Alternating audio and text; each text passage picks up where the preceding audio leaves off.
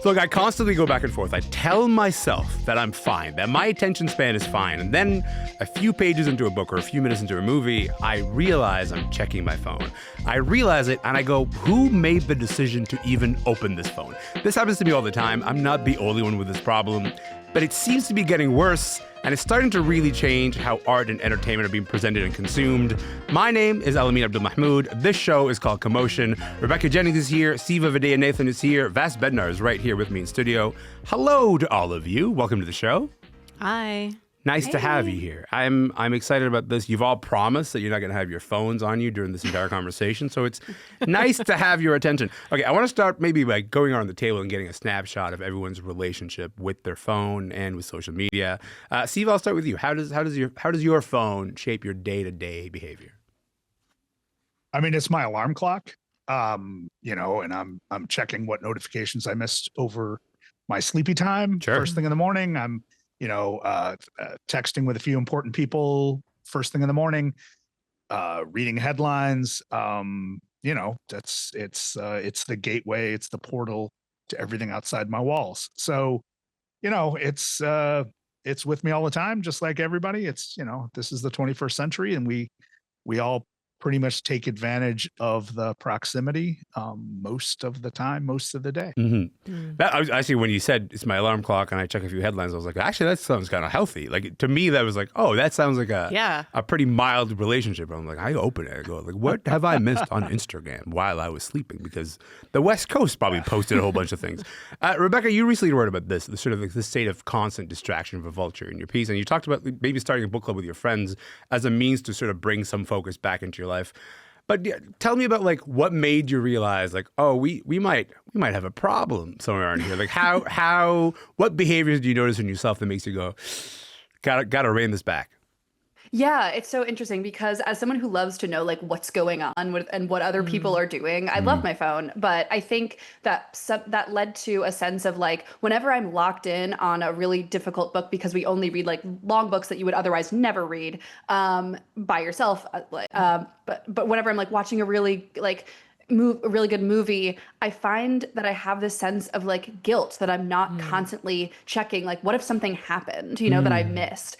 And I thought that was such a bizarre way to like, we can't live our lives like that. Like you're at home, like, what are you going to do knowing that like something happened in the world? Like you have no power to change anything. So like, why do I feel guilty for giving myself those 2 or 3 hours to watch a really long movie or really get lost in a book without feeling like I needed to be checking my phone? Like, of course I like to check my phone, that it like keeps me distracted and entertained, whatever, but like it was this very warped version of like what phones are for. Like they ring for a reason. Like, Yeah, to be like, this deserves your attention and the other things don't necessarily deserve your attention. I mean, like, that's the thing is that that impulse, that thing that you just said, maybe like, hey, what if something happened? Dude, we used to go like hours, sometimes days without knowing if the thing happened. And that was kind of okay. That's what about you? Like, how do you think your behaviors have changed?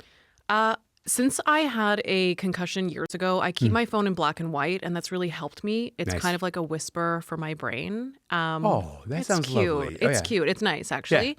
Yeah. I don't have Twitter on my phone anymore. I know it should be totally off that platform. We've talked about it. That's helped me. I only access it from the desktop. I'm like pretty limited. And I don't have Instagram, TikTok. Like and I don't need it for work, I guess, too, right? So you're saying you're a monk, is what you're saying? No, I'm not saying I'm perfect, and I'm not saying I'm a monk, definitely. I try to not have my toddler see me looking at the phone when I'm with him, right? So, because I'm just like, that's going to be in his memoirs, you know what I mean? And like, it was like, what is she looking at? Like pretty dumb stuff, like I'm just trying to get that dopamine hit too, or reading some news or maybe like a cool article I could read later. So that's my relationship with my phone. That said, it's still with me kind of all the time. The very opposite end of that spectrum of relationship is I used to work at BuzzFeed, and Ben Smith, who used to be the editor-in-chief of BuzzFeed, would talk about his relationship with his phone because like so much of the news... They were dating. Yeah, him and his phone, like that was his entire life. And his eldest son truly, like he would talk about, like he would describe these scenes that I think like to you would maybe sound like a horror movie, where he would say, my son would speak to me, would say a sentence, and then I wouldn't know what he said, but I would memorize every word that he's saying and then read it back to him. And as he's saying it back to him, that's when it's actually registering, because his face would be buried in the phone. So we'd hear the words and go like, you want to go to the movies. Got it. Like that's the thing that he heard. So his entire relationship with his son was sort of mediated, at least for some time, by that kind of screen relationship. There's this new phone, side note, it's called Tin Can. It's for kids, it's like bringing back a phone that you can like plug into the modem in the wall, and it can only call like grandma or like another friend or something. I feel like that's what we all need, a tin can. This idea of needing to deprogress technology is actually very fascinating to me. I want to come back to that in just a moment. But first, I want you all to take a listen to this. If I don't have my phone, I can't really do anything. I can't function right. I can't really go a day without it. If I do go one day without it, I kind of go really psycho. The more connected we are, the less we're connecting. Experts like addiction specialist Dr. Michael Dow say that too much smartphone use not only causes people to disconnect from reality, but smartphone withdrawal can cause physical symptoms like anxiety, insomnia, and even depression. Siva, what's quaint about that is a CBS News report from 2011. That's 14 years ago. That's not even that many years into the existence of the iPhone. Obviously, the conversation that we're having today, like it's not a new one, but what are the main technological factors, like the factors about the phones themselves, that have led us to become even more dependent on the devices than we might have been back in 2011? Yeah, it's nothing profound. Just about every app, I would venture to say every app, every service that we have on our phone is merely a convenience function. It merely collapses the space and time it took to perform tasks in our lives that we've always done, right? So I often challenge my students to find me an app that does something new, that's something I couldn't do, that does something I couldn't do in the year 2000 or the year 1980, right? I might have had to walk somewhere or drive somewhere or wait for something or talk to a human, but the actual activity and the value to my life was the same. So what has changed is convenience. We have, and this, man, I've got a huge rant on this that I will spare you, but we've basically geared so much of life, not just our phones, but life toward this single value of efficiency. Yeah. Right? It's the single value. It's the cardinal value of neoliberalism. It's the cardinal value of consumerism. And we really have to check ourselves on that. Now, I actually think the claims about like psychological effects and all of that stuff are way overblown, way underproven, but that doesn't mean that things haven't changed. And what we really have to think about is the fact that life is getting meaner, life is getting faster, life is getting more stressful for everybody at every age. And we keep trying to capture more time by adding apps and adding services that make everything faster, make everything quicker, more efficient, and it's not helping. And so what we end up doing then is spending money or carving out time or cashing in some privilege, right? Because if you're working 3 jobs, you don't have this, to form or join a book club, to go to a silent retreat, to go to Sedona, Arizona, to, you can install an app on your phone so that it shuts off all the other apps for some period of time. Like that seems like basic fundamentalism, like techno fundamentalism. So it's not, I don't actually think that we should be paying attention to the direct effect of the phone and the apps. We should be paying attention to this value that we've decided is the most important thing in the world, convenience. I think that I appreciate that reorientation. I appreciate the idea of forget about the phones for a moment. It's that we were actually already going in this direction. We were turning in the direction of sort of worshiping efficiency, maybe at the cost of everything else. And to that end, Rebecca, earlier you were talking about this idea of like reading novels as this useful way to get away from social media and calm your mind. But then you see something like this one. I read 1,000 books in 2024, so I'm going to give you a rundown on the good, the bad, and the ugly. I think I should set the bar a little bit high for next year. So in 2025, I plan to read 1,500 books. Now, that is going to be a lot of books. I know it's going to be a lot of books, but I think we can do it. So that's TikTok user Bama Morgan. She's boasting about reading 1,000 books in 1 year. That's about 3 books a day. You also see there are websites that are like, sobrief.com. Their entire slogan is like, hey, read a book in 10 minutes because it gives you like a quick summary that you can sort of like binge through. When you hear that kind of thing, that sort of relationship to the efficiency that Siva was describing, do you feel like it's a useful way to build communities around literature? Or is it like, is it a sign that we've lost the plot, even like to the point where like, hey, if reading is bringing you pleasure, why are you trying to race to 1,500 books a year? Like, where does that even come from? So how do you register that, Rebecca? No, it's so funny because we were talking about So Brief and how like, I am pro the idea of having like tools for summarizing things. I think Wikipedia is an amazing resource. And I think like when I was in high school, I was using Cliff Notes and Spark Notes to read the books that I had to read for school, like any teenager. But I also think it's so funny that you use the phrase like building community, because it's like, what? Like how, like what are you discussing if you're reading a summary of a book? Like that, like book clubs are for like the idea of having like thoughtful discussions, maybe like parsing out some ideas that you couldn't do yourself, or like hearing other people's perspective. There's nothing to discuss with the summary. Like you literally have nothing to talk about. And so I think that goes back to Siva, your point about efficiency. It's like, yes, you have like, you understood the plot of 1,000 novels, but it's like, there's like you're getting it to explain to you like you're 5 years old, when the joy of reading a complex book is to kind of teach you how to live. Like, what is life for? What are like, and if you're spending your entire life reading 3 books a day, I'm sorry, like you have not taken a single nugget of like wisdom from a book, like telling you to live your life. because that's like that's worshiping the wrong thing, right? Like the idea of reading a book. The point of reading a book is how a book is going to change you, not the summary you can get from sobrief.com. Like you read a book and go, oh, this part about this character's journey sort of transformed me in this way, or I see things differently in this way. But you begin to lose relationship with that and start, forming a relationship with, hey, the goal is 1,500 books this year, and boy, are we going to hit it. That's worshiping the wrong thing, Vass.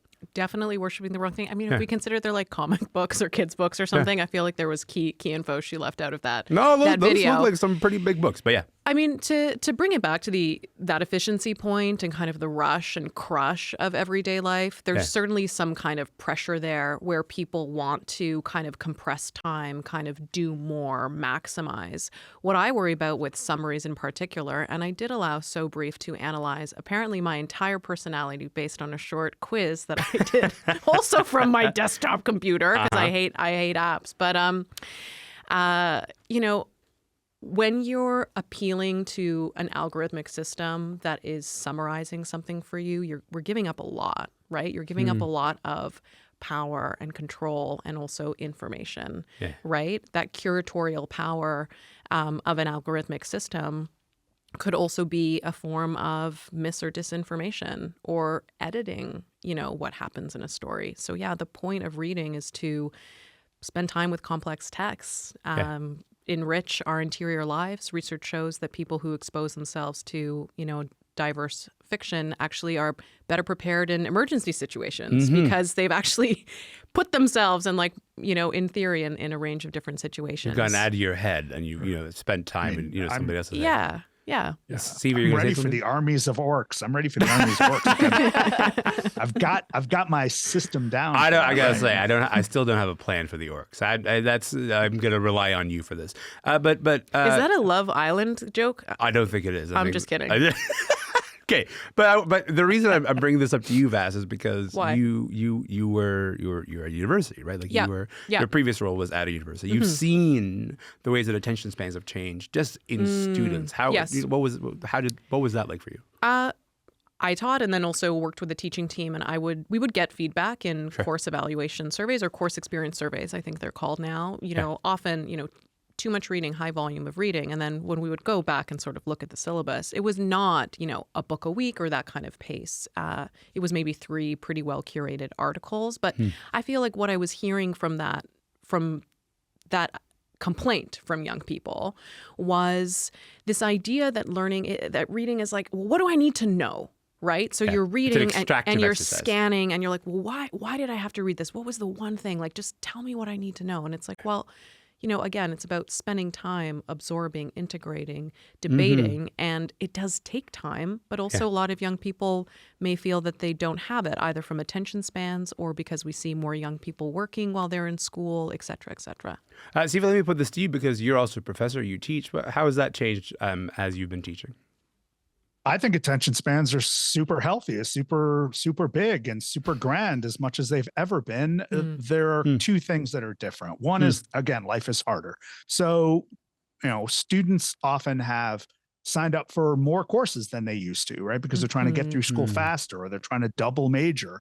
That's something I think has changed I've been doing this job for nearly 30 years. And that's one thing I've seen really grow, this sense of achievement. Like we must achieve. It's the ethos of achievement. The second thing that I've seen is this notion that there are just many more things competing for our attention and our long-term attention, right? So there are very few students who today who have not played video games for 8 hours at a time.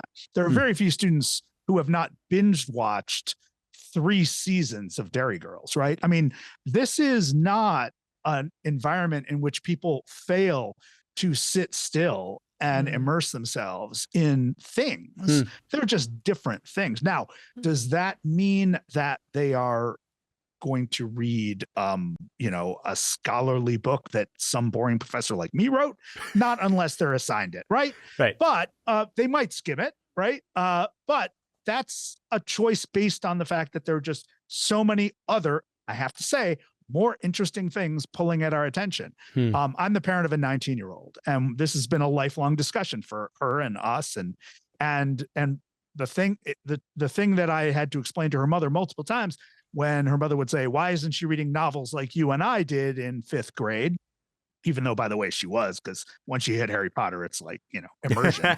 But I said, we didn't have Netflix. Like we just didn't have Minecraft. We didn't have these other things that were cool. I had crappy television, and I grew up like on the border of Canada where television is just a little bit better. I had to throw in that, right? I mean, Hockey Night in Canada with Don Cherry. I was down with it. But look, but still, like, when you have 3 or 4 channels to choose from and lots of reruns of the Munsters, you tend to find that picking up a novel is a better way to spend time when you're a child, right? And when you're not thinking about like growth or expanding your intellectual horizons and all that other broccoli stuff, right? But let's also remember that this idea that children are hooked on low attention span media or prefer low attention span media, that's actually the inspiration for Sesame Street. Sesame Street was created in 26-second chunks because it was supposed to emulate the genre of the television ad, because the assumption was that children would not stick with it longer than 26 seconds. Right. So Sesame Street is actually the reaction to, and in many ways, the model for short attention span entertainment. And yet now we valorize it as this like tremendous, learning and mind expansion tool, which I actually think it was, and maybe still what is, but it's not, because it had an attention span thing. And one of the things I encountered with my daughter when she was trying to get into Sesame Street and other children's television is that she preferred long form. She preferred shows that were like 24 minutes of plot rather than this like sporadic Sesame Street chopped up version. I will not let you degrade Sesame Street. I don't think it was necessarily a degradation. I'm joking. I got to watch, because I grew up on the Canadian border, I got to watch Sesame Street in French too. Which, hey, that's pretty good. Well, I can count to 10 in French. That's all I can do. There's a bunch of things that you said there that I want to sort of spend a bit more time on, Siva, because I do think like that's a significant thing. This idea of, okay, immersion hasn't gone away. It's just a matter of like the thing that is attracting people has maybe changed. There is something to that, but I think, Rebecca, the thing that I worry about is things that I sort of feel maybe objectively deserve more attention seem to be not getting attention. And I think like it's generationally ever thus. Like that's not a new sort of, invention. I am almost 40. That's just a thing that people who are almost 40 say. People like, the kids these days, they're not paying attention to the right thing. But there is something about being so dependent on our phones and the sleep deprivation and the anxiety and all that mixed in. And then there's I think there are harmful effects that compound on an eternally distracted population. Maybe you're seeing some of that in the United States right now. Can you talk a little bit about this idea of, as a populace, what does it feel like when more people feel distracted and maybe not paying attention to the things that they should be paying attention to? I love that I'm the U.S. correspondent here. Siva is too. Yes. Okay, sorry. Yeah. Yeah, I mean, I think like having a constantly distracted public is really good if you're, say in power and you're trying to do things that you would like people to not be aware of, like, sure. Or do so many things that it's impossible to keep up, and you keep people constantly like isolated, and also feeling like there's nothing they can do, like they can't even keep track of what's going on, never mind like changing it. And so, it like keeping us both lonely and distracted with like a million other things that are kind of taking over our brains and things that we think are more important in the moment but like aren't. This is like Trumpism 101. Like it's like, there are ways now to, like, if you are a publicist, you can kind of, as we saw with like the Blake Lively thing, it's so easy for people who are getting paid amounts of money to, use the mechanisms of distraction on these algorithmic platforms to change the way the wind's blowing on like a certain celebrity or something, like, and they can do that with politicians, they can do that with anything. And yeah, it's like these platforms are so much more easy to manipulate than we think they are. And, you are able to like do a lot more in the shadows when people are not paying attention to everything. Because how could one person paying attention to everything, Some of the things that we keep hearing from people who like make entertainment, for example, is saying like people are so distracted actually that, they hear that when they pitch shows or pitch things, everyone is encouraged to just kind of like make very sort of short scenes that you can consume without necessarily having to like look up, because they understand that like television is now a second screen experience. There was this recent study, University of Florida, University College London, that found that the number of people who, who say they read for pleasure declined by 40% from 2003 to 2023. That's when you see all of this. How do you think that shapes the way that arts and entertainment are being produced or consumed right now? I mean, I think you said it in terms of how some arts and entertainment are being produced. We know that also songs tend to have, they're shorter, get to kind of the hook faster, and then that's kind of the Spotify effect. Yeah. So, in terms of how we consume, you mentioned kind of having the impulse to have your phone in certain cultural situations. If we're recognizing that it's a second screen experience, it makes sense that cultural production evolves, but that doesn't mean it's a good thing, right? In terms of our ability to, as Siva was saying, you can still follow something and be immersed, and that can be a form of attention span. Have something that's different than a reading experience. But again, in terms of values, what we're finding, we've talked about, what we search for, what's surfaced to us. Yeah. It's complex, and it's all tied up together there too. The fact that we don't have a song for summer, like what the heck? Forget kids these days. Why do we not? We're not having common conversations, right? Yes. It's a lot harder to do that, and we're doing that in kind of either communities we form or platforms where we find like-minded people. But I think that's tough for broader cultural and political conversations. Sounds like someone has not heard the soundtrack to K-pop Demon Hunters, but that's neither here nor there. We're going to go around the table. I got like a minute and a half left here. So each of you, just something small that people can do to sort of, maybe curb their phone use, but also just mostly get their focus back. 30 seconds to you, Rebecca. I'll start with you. Yeah, so the only thing that has ever helped me in terms of like when I'm trying to focus and I can't on work is the Pomodoro method. 25 minutes on, 5 minutes off, and you get up and you walk around, you do some dishes, you make your bed, whatever, 25 minutes on again. And it's life-changing for me. Incredible. Gotta say. Vas, 30 seconds to you. Sometimes if I manage to wake up before my son, I have my coffee and read at the start of the day, and I tell myself, you're putting yourself first. And I just like... girl boss it up that way. But that's Incredible. something you can do instead of waking up and drowsily being on your phone, whether or not you have a toddler who is soon to wake up. Fine, I'll try it. Siva, last word to you, Val. 30 seconds. When I hear or read that people are reading less for pleasure, my response is everything is less pleasurable. And that's the fundamental problem. Fair. And so my advice to everybody is to savor the pleasures you have in your life, build upon them, share them with the people you love, and focus on the experience of being alive, of the wind, of the sun, of the flowers, of the golden retrievers. That will take care of anything else. Remember, diets don't work, whether we're talking about phones or food. What does matter is savoring, right? Better to eat a beautiful piece of cheese than a Big Mac. I feel like suddenly Mary Oliver walked into the chat. Like I feel like that's just what happened. That was beautiful. And I appreciate it. I great. appreciate the reminder to focus on those Mary things. Oliver right here. No, I'm kidding. I don't have a Mary Oliver volume here. We got to leave it there, but I really appreciate your time. You guys are wonderful. Thank you again so much for this. Really appreciate it. Thank you.